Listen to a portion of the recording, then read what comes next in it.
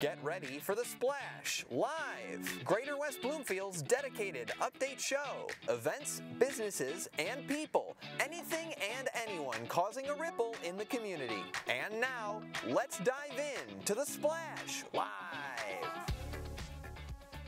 Good morning and happy Tuesday. Welcome to The Splash Live. I'm Ursula Kraus. Thank you to everyone from West Bloomfield, Keego Harbor, Sylvan Lake, and Orchard Lake for tuning in this morning.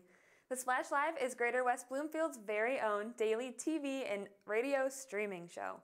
Always watch us live Monday through Friday from 9:30 to 10 a.m. on Civic Center TV.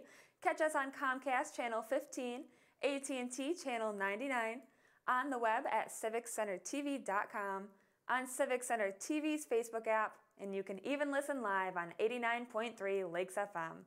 The Splash Live is part of Civic Center TV and Lakes FM's 90 minutes of live local programming. Another gloomy day for West Bloomfield. Today we'll start out with a morning shower or two, but we can expect it to clear up a little bit as the day goes on. Clouds and sunshine will make their appearance a little bit later today, with temperatures hovering in the low 70s. Tomorrow will warm up quite a bit, with temperatures climbing to the high 70s. Some hazy sunshine can be expected, but otherwise it should be a pretty beautiful day. You can save a life. Henry Ford Hospital in West Bloomfield is hosting a free Narcan training seminar on September 18th from 12 to 2 p.m. It is encouraged that the community attends this event in the case that you could save someone's life. Walk or drive up to this training between 12 and 2 and receive life-saving knowledge on how to save someone from an overdose by properly administering intranasal Narcan. This small seminar is sponsored by many organizations, including the Alliance of Coalitions for Healthy Communities, the Greater West Bloomfield Community Coalition, Tri-Community Coalition, Henry Ford West Bloomfield Hospital, Maple Grove Center, Jewish Addiction Resource Alliance, and the West Bloomfield Fire Department. You must be at least 14 years old to receive a Save a Life kit, which includes 2 doses of 4 milligram nasal Narcan. Speaking of the West Bloomfield Fire Department, mark your calendars for the annual Fire Prevention Open House at Fire Station 1. Sunday, October 2nd is the magic day, and you can enjoy hands-on displays and live demonstrations from 12 to 3 p.m. Parking will be available at the West Bloomfield High School, and a free shuttle will be provided by the West Bloomfield Parks and Recreation. Again, this will be located at Station 1, 4601 Orchard Lake Road, south of Lone Pine. If you've ever had to call 911, you know it is usually never under positive circumstances, and it's even worse when you have to wait on the line for a response. A shortage of 911 dispatchers has impacted the Metro Detroit area in the past year, causing these dispatch centers to work with half the staff they are used to. A major push for hiring people for these positions has covered West Bloomfield, which is reported to receive around 90,000 calls a year. The Orchard Lake Police Department released a Facebook post last week stating that West Bloomfield also provides emergency dispatch for the surrounding areas of Keego Harbor, Sylvan Lake, and Orchard Lake. If you or someone you know is interested in becoming a 911 dispatcher, don't wait and visit wbtownship.org for more information. Be the help this community needs. The West Bloomfield Parks Campout is this Friday at Marshbank Park. For $10 per resident or $12 per non-resident, you can have the chance to enjoy fishing, campfire music, a morning nature hike, tent decorating, and much more. There will be food trucks and a continental breakfast is included. You definitely won't want to miss out on this event. The West Bloomfield Lakers are on fire this beginning football season, and we can't wait to see where Friday takes them at their home field against Clarkston High School.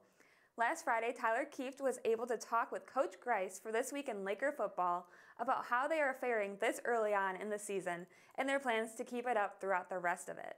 Let's take a look at what Coach has to say. Yes, they have a new coaching staff, but the same guys from last year. So the O-line coach is now the head coach. So he takes pride in make sure that the O-line is tight. But Clarkston is one of those rivalry weeks for us. It's always a competitive game. The last 2 games, we went 1-1 and both went in overtime. So our expectation this week is going to be a tough game this week, hard physical game. We expect that from Clarkston. But it's one of those games that, hey, you know when you play these guys, you got to make sure you're prepared, make sure you execute, but more importantly, make sure they're physically ready, mentally ready. So how does that change the process that your team goes through, or if it does at all, for a week like this, knowing you're going up against a team that's as competitive as Clarkson? It's that rivalry game. They know you, you know them. It's, you know, mano-a-mano out there talent-wise. Does that change that process at all for you, your coaching staff, and your players? Well, it doesn't change how we prepare. We try to be consistent week in and week out in terms of our preparation. What does change is the mindset, the intensity of practice, the go-get-em attitude. And if you're not ready and up for this game, I don't know what's going on in your head. But it's one of those games that as a coaching staff you look forward to, as a player you look forward to, and as a fan you're going to look forward to. So it's one of those games that anything can happen. It's all about execution because they're a great team and someone that, you know, we knew on our schedule they're going to have a well-balanced coach team this year.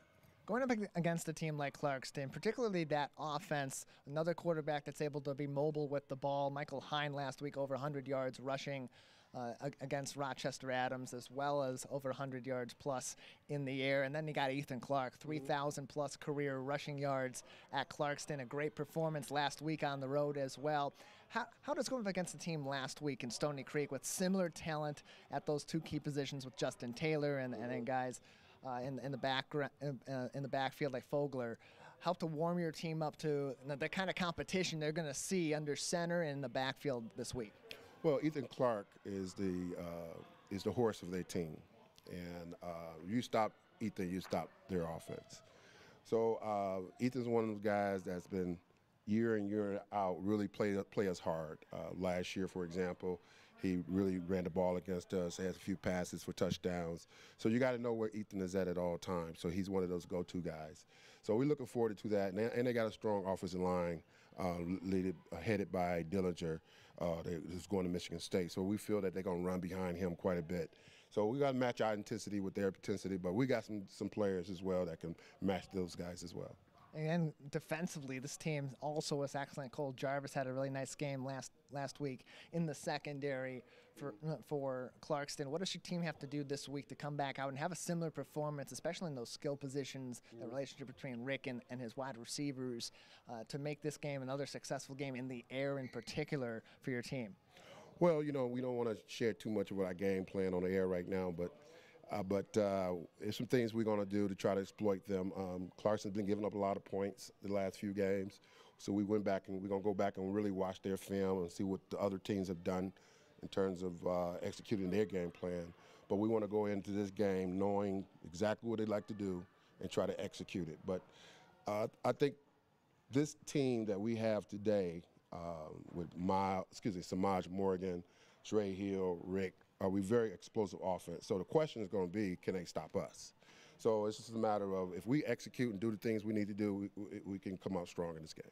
Game against Clarkson, 7 o'clock kickoff this Friday at West Bloomfield High School. You talk about shutting down Ethan Clark last week in Rochester at Rochester Adams in that 45-35 victory. 22 carries for the running back for 247 yards and 2 touchdowns. That is going to be a key. On the defensive line side last week, you saw kind of a couple of things happen against Stony Creek, where the pressure was still very much there in the backfield, but Stony Creek's able to kind of open up that next level by having that pressure in the backfield and a skilled quarterback that can kind of get out of the pocket and make some plays. For your team defensively, how you refocus to keep that aggression but productive on the defensive line and protect the middle against a team like Clarkston likes to use the middle to their advantage? Well, we got some strength in the middle.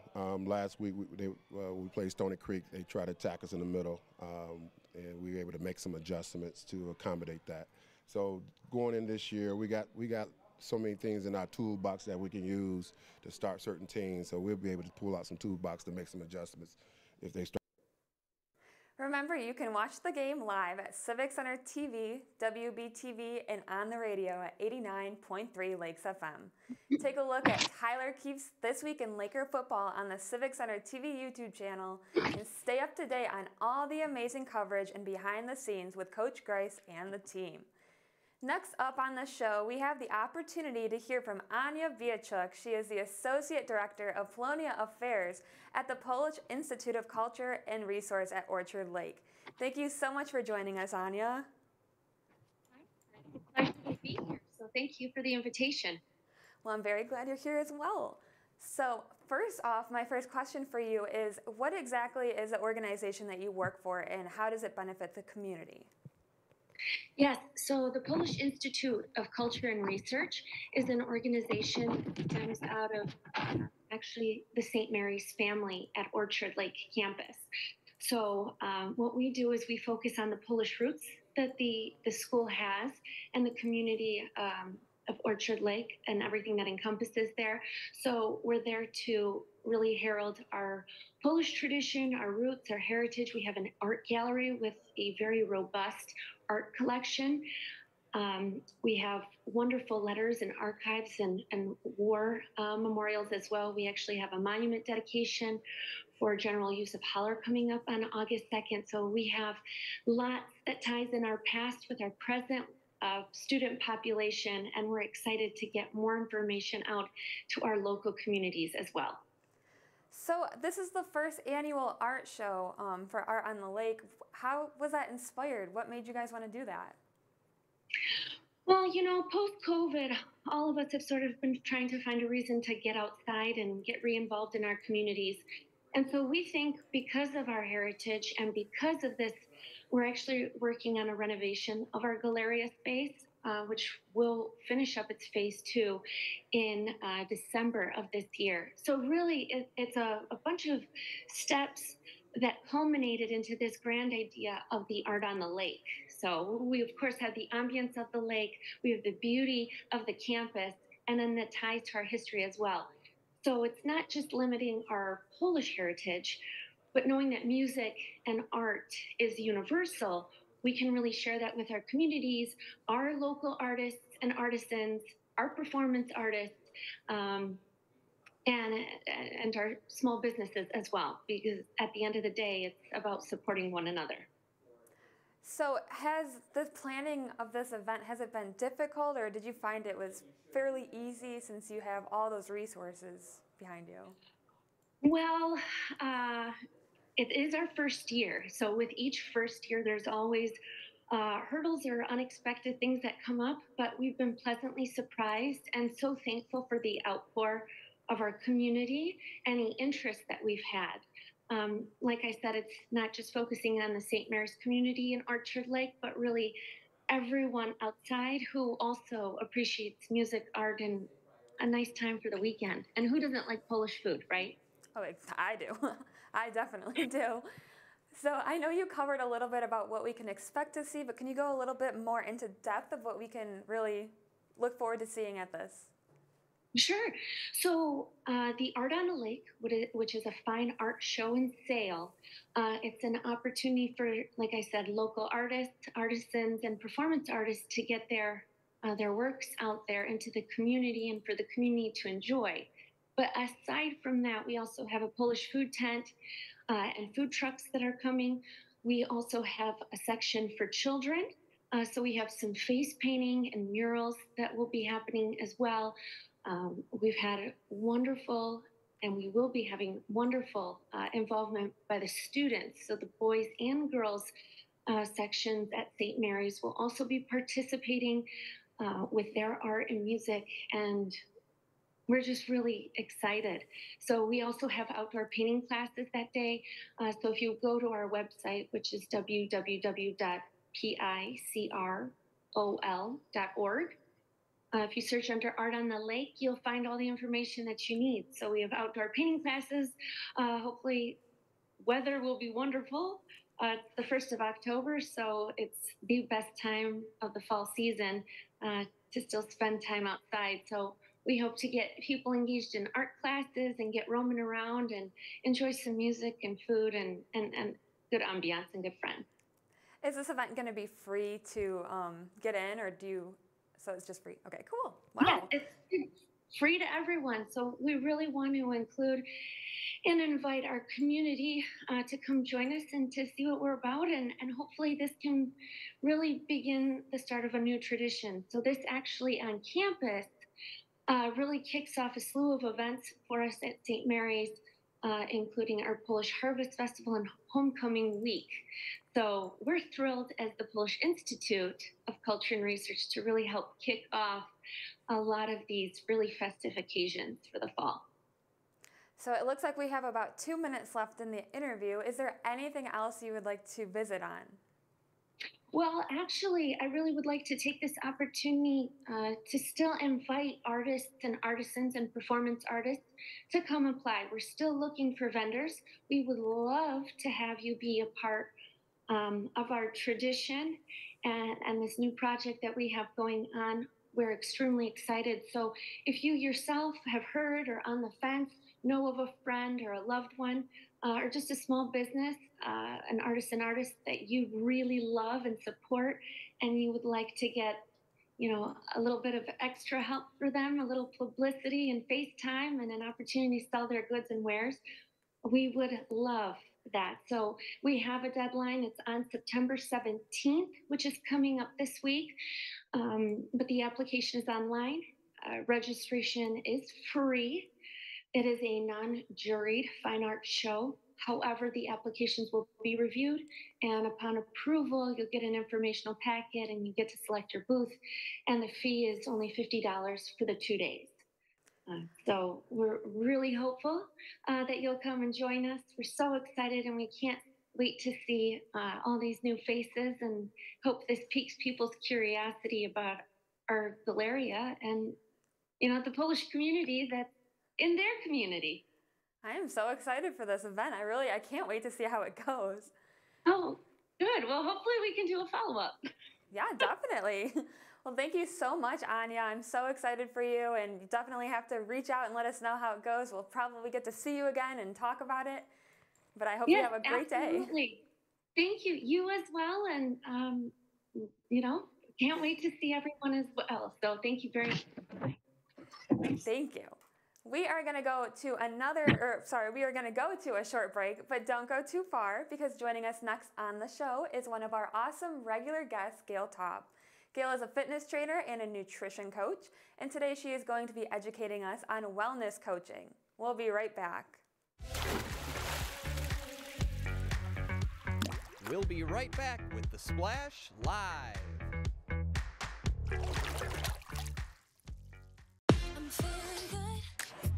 Let's savor these moments, made possible by the COVID-19 vaccine.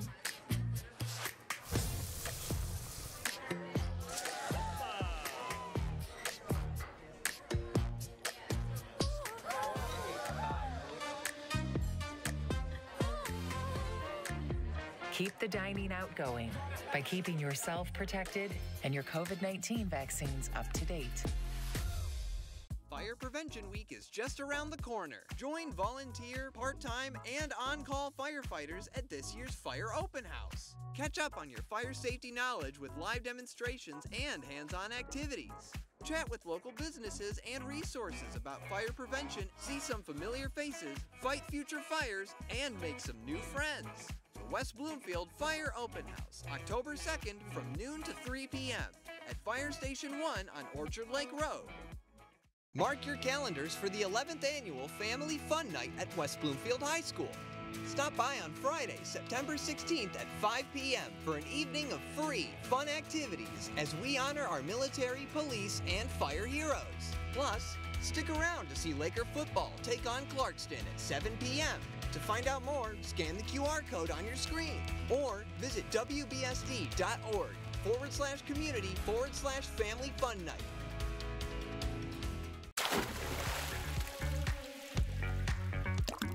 And now, back to The Splash, live. Welcome back to The Splash Live. I'm Ursula Krause. There are many ways to stay healthy and disciplined in the way that we focus on our well-being. Today, Gayle Taub is going to be talking to us about wellness coaching and all of the important things that it takes to find out how a wellness coach can work for us. Welcome back to the show, Gayle. We're so excited to hear from you today. Good morning, Ursula. How are you? I'm great. How are you? Doing great. All is well.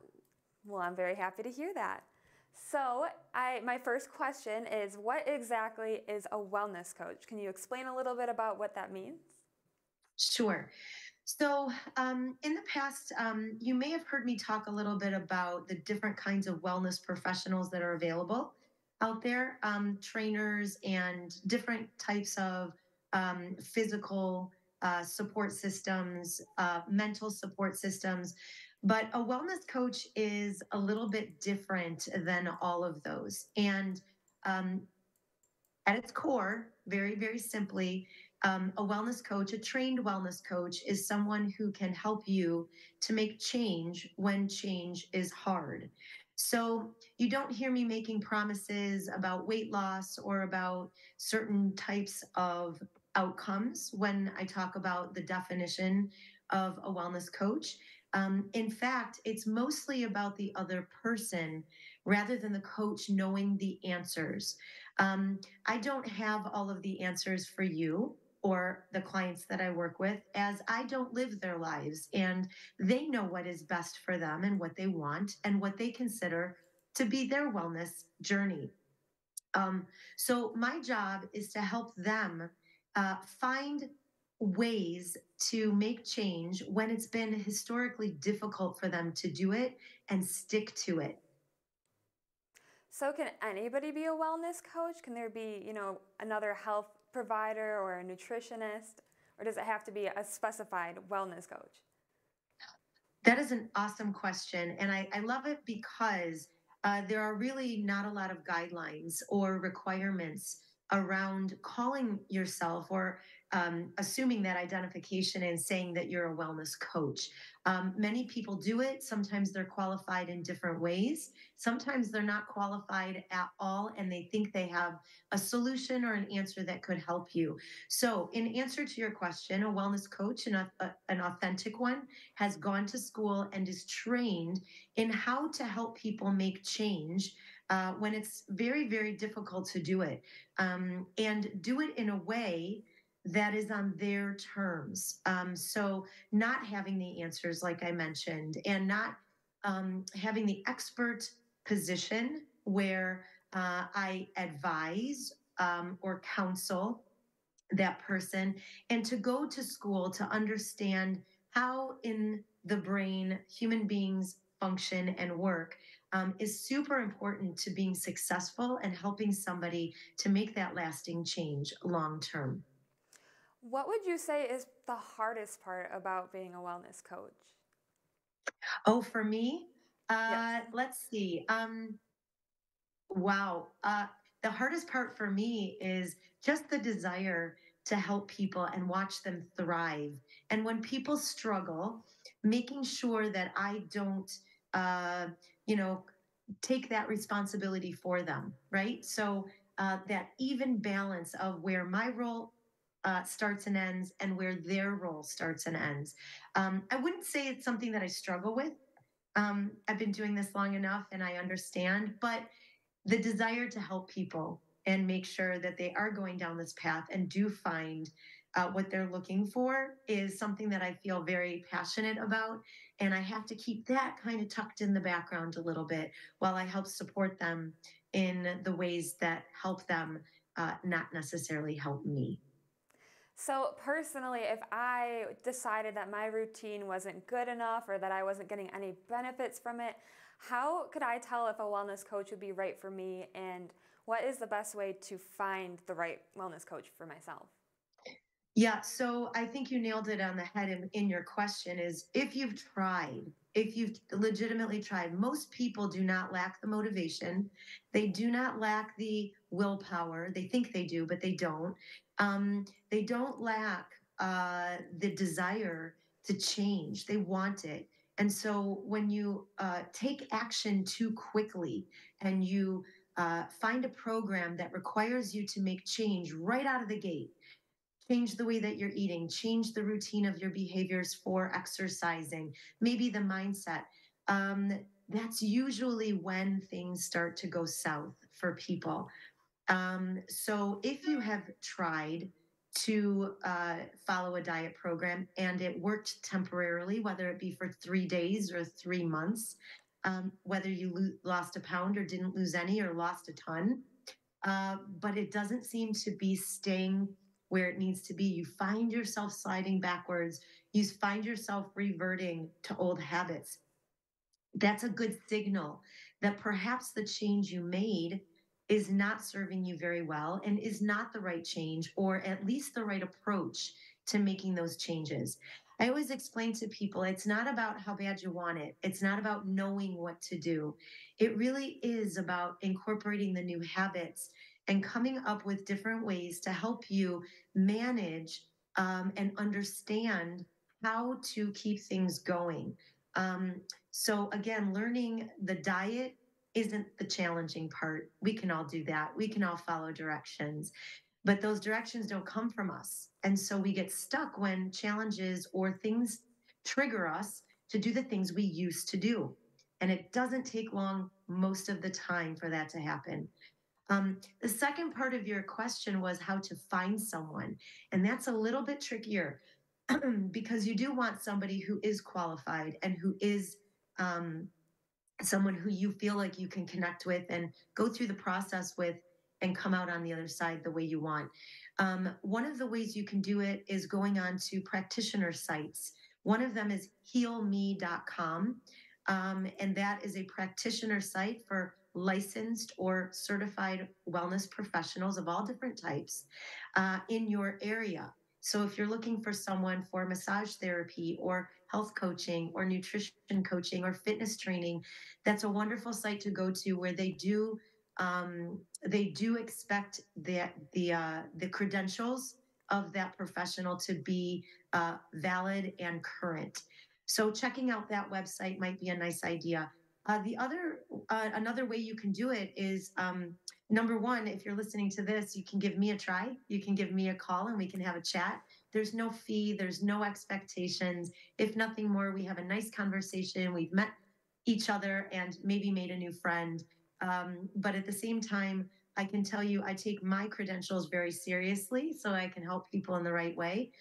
And then perhaps you ask the right questions to people you actually trust. For example, your physicians, your somebody at your health club. But the right question is, I'm looking for a health coach or a wellness coach that is certified, and making sure you have that. And then when you talk to that person, feel free to ask them for that documentation so that you can feel good that that person is going to be able to help you in the best way possible. Well, thank you so much for all that information. It's very helpful. Good. So it looks like we are running out of time. I really want to thank you again so much for joining us today, Gayle. It's been such a pleasure talking. Always nice to be here. Have a wonderful week and a great rest of your day. Thank you so much. You as well. So we are coming to a close for the show today. I'm Ursula Krause. We want to thank you so much for watching The Splash Live, your very own Greater West Bloomfield TV, radio, and streaming show. You can watch us live Monday through Friday from 9:30 to 10 a.m. You can see us on Civic Center TV. You can also watch us on Comcast Channel 15, AT&T Channel 99, on the web at civiccentertv.com, on the Facebook app, and you can even listen live on 89.3 Lakes FM. We'll see you tomorrow.